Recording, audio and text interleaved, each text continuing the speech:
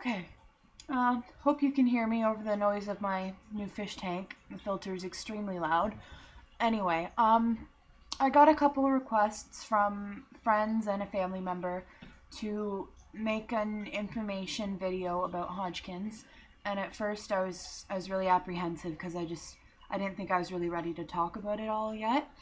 But I thought about it some more and I figured, well, if this helps somebody, even just one person on YouTube or on my Facebook list, be more prepared if they have to go through this, then it's worth the emotional strain to make the video. So I've decided I'm going to.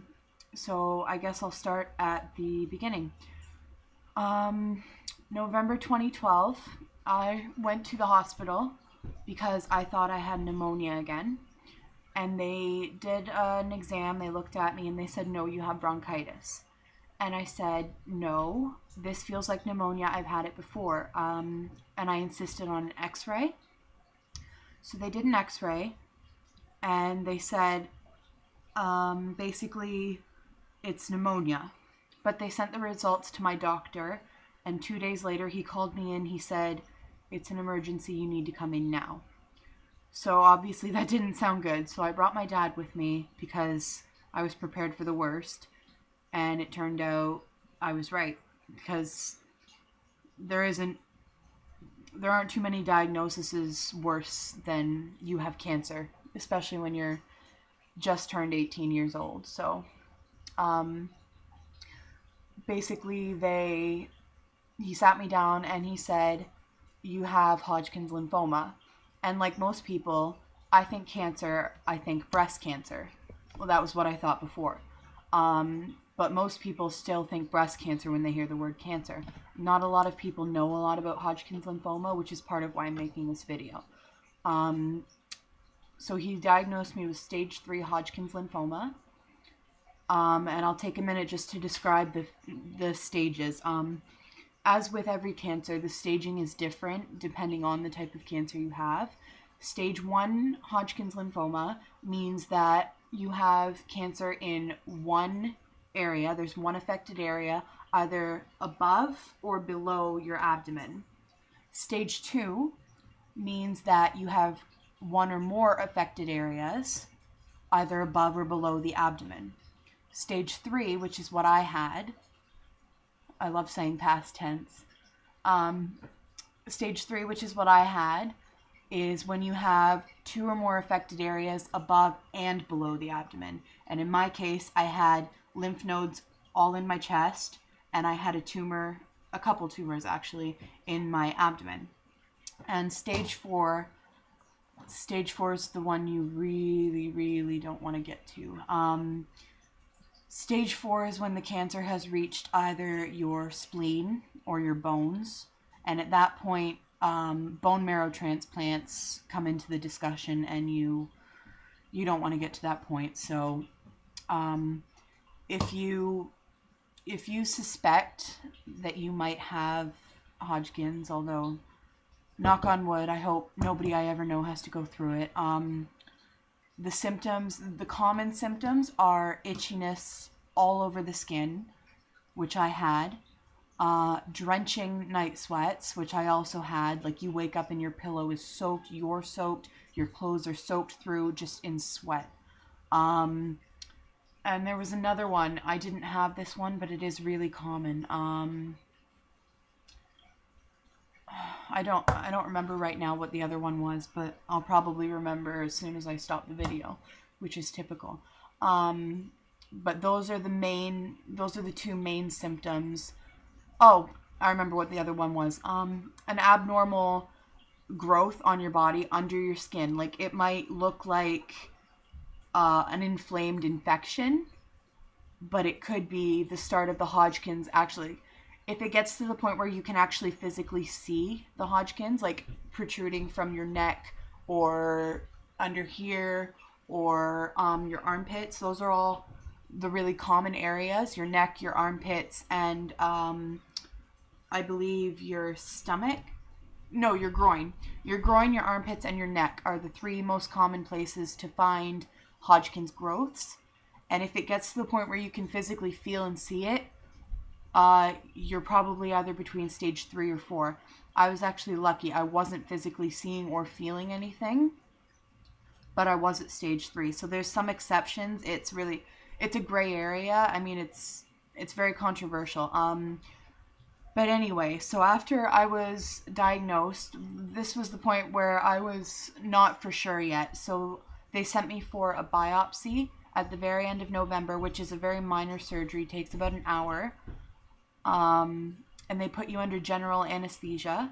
So they sent me to Dr. Finley, he's a great surgeon over at St. Joe's.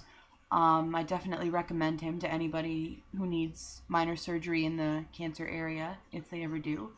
And at the end of November, he did a biopsy on me. You can't really see my scar. It's very faded now. But right here, I have a scar from where they made a small incision, and they go in with a little camera and a pair of like tweezers is the best way to say it.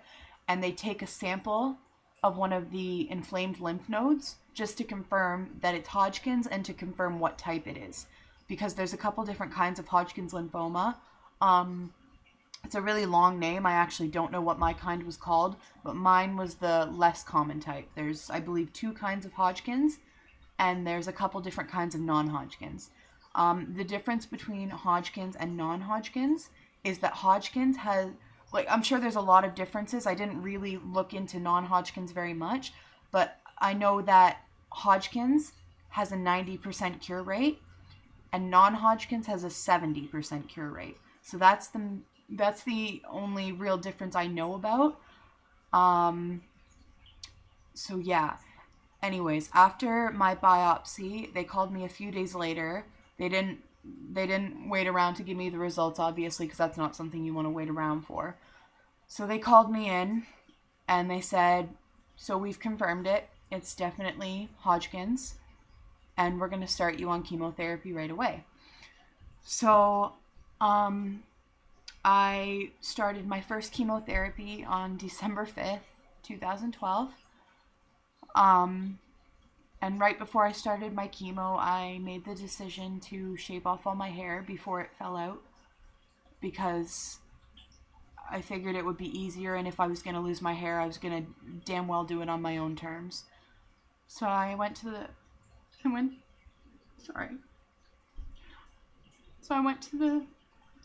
hair salon, and they shaved off all my hair. And I started my first chemo on December 5th.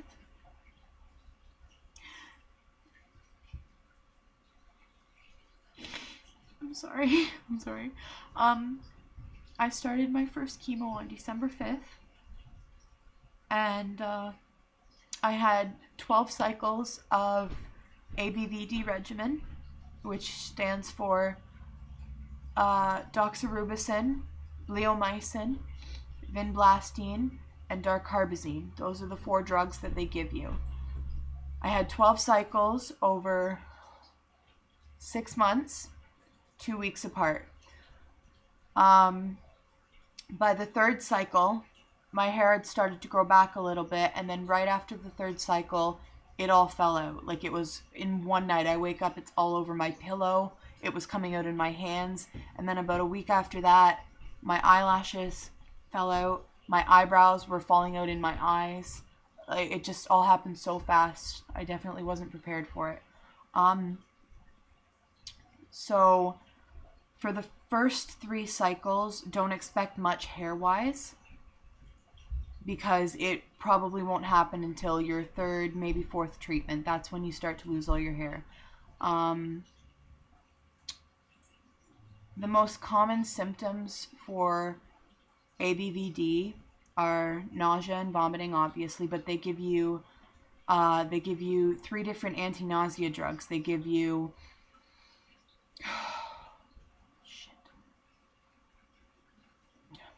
I don't remember the names now. It's been like 2 months. But they give you 3 really heavy-hitting anti-nausea meds. They're like Gravol times 100. And they do knock off a lot of the nausea and vomiting, but obviously you're still going to have some. I had a lot of it. There were days on end when I couldn't eat a thing. And then even when I could eat, it was only like chicken soup. By the 6th cycle, I had lost all of my energy. I was bedridden a lot of the time. I didn't go out very often. And to be honest, I stopped talking to most of my friends. If you're watching this because you may have Hodgkin's, let me give you some advice. Don't isolate yourself. It was one of the biggest mistakes I ever made, was isolating myself when I was diagnosed. I was scared of the looks I was going to get. I was scared of being judged by my appearance. I didn't have the energy to physically go out and be with my friends as my happy, outgoing self. I was a completely different person. And so yeah, that's my advice. Don't isolate yourself, because you'll need your friends and your family more than ever. More than ever. So yeah, anyways, I finished my treatment. May 7th was my last chemotherapy. And about a month later, they did a CAT scan, because they have to give you about a month to make sure all the chemo's out of your system before they go in with a CAT scan. Like, it's radiation and everything, right? So you have to make sure the chemo's out of your system so there aren't any other complications. Anyway, so they did a CAT scan to see if I was clear, and the pictures of the before and after were unbelievable. The before picture, it was my lungs here, and the lymph nodes, the cancer lymph nodes, were right in the middle, and they were so big that it's no wonder I was having trouble breathing before I was diagnosed. The lymph nodes were taking up half my lungs. And then the after picture, they're like that. It was just, there was virtually nothing left. Nothing but healthy lymph nodes. Everybody has lymph nodes, but in my case, something went wrong and they became cancerous. Anyway, so the CAT scan showed that it was back to normal, but I had 1 or 2 that were still slightly bigger than they needed to be. So to make sure that it was gone, they booked me a PET scan, which is like the Cadillac of CAT scans. It's the luxury version. It shows everything. It's high class. It shows everything. You can't miss a thing. So they booked me for a PET scan, and I just had that on June 17th. No. Yeah, June 17th was my PET scan.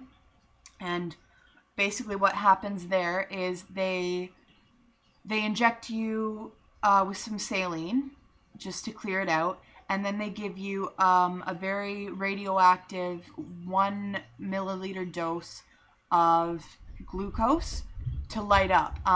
The glucose is very attracted to active cancer cells, and if there's any active cancer cells, what it does is the glucose sticks to it and shows up on the PET scan as an active lymph node.